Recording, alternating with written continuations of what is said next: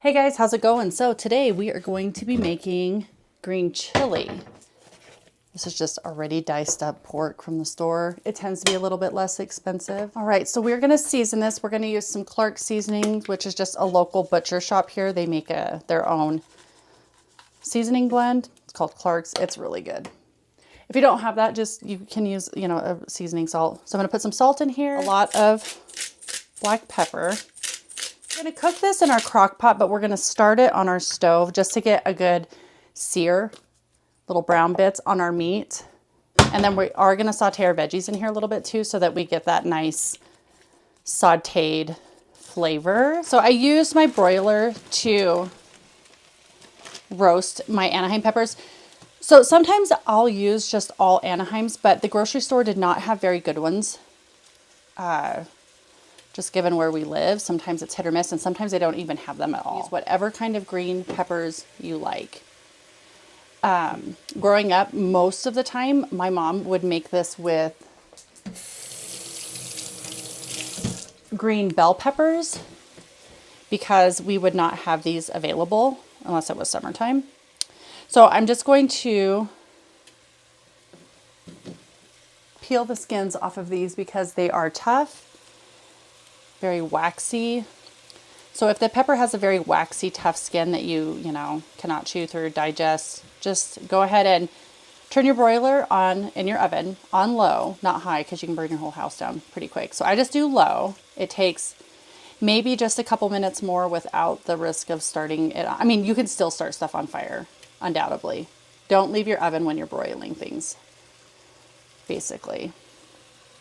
So we're going to peel all the skins off of these, and then we will get them chopped up. So I will go through and take the seeds out. Sometimes you just have to wash them off because they are so sticky. And if I can pull the membrane out, I will. I'm just going to rinse these off to get most of the seeds.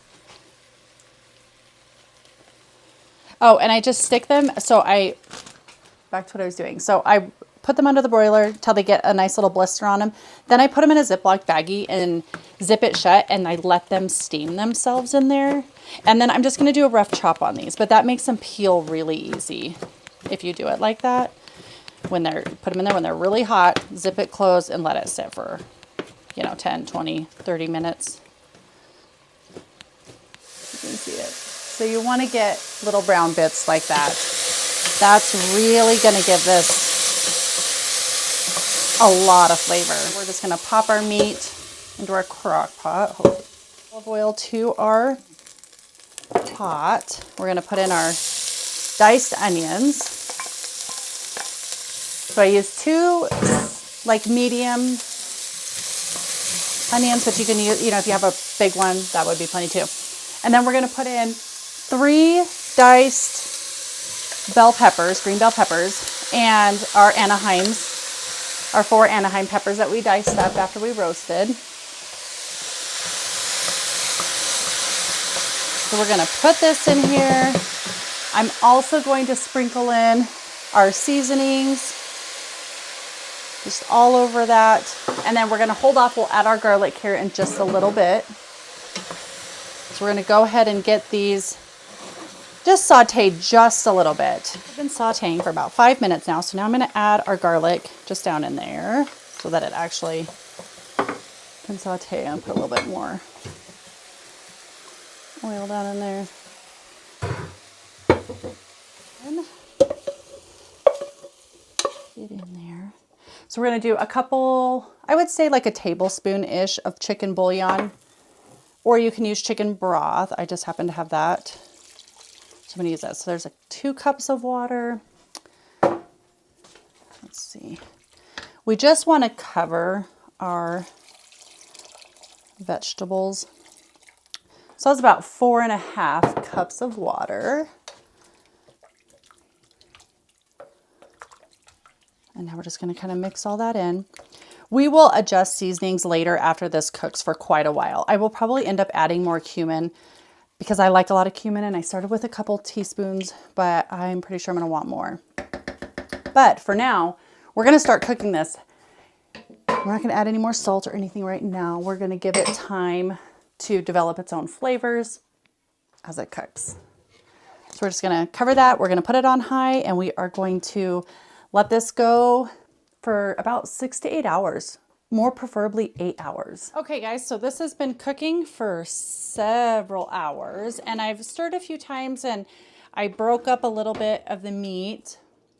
So you can see how it's kind of much smaller pieces. So what we're gonna do now is I'm gonna thicken this up with cornstarch. So here's my powder. Did a, I don't know, couple tablespoons maybe. I am going to add some cold water to this. So the way I was taught by my mom is if you're using cornstarch to thicken, you're going to use cold water. So you're going to mix cold water into it until it's all dissolved. And then you're going to mix that into your hot liquid.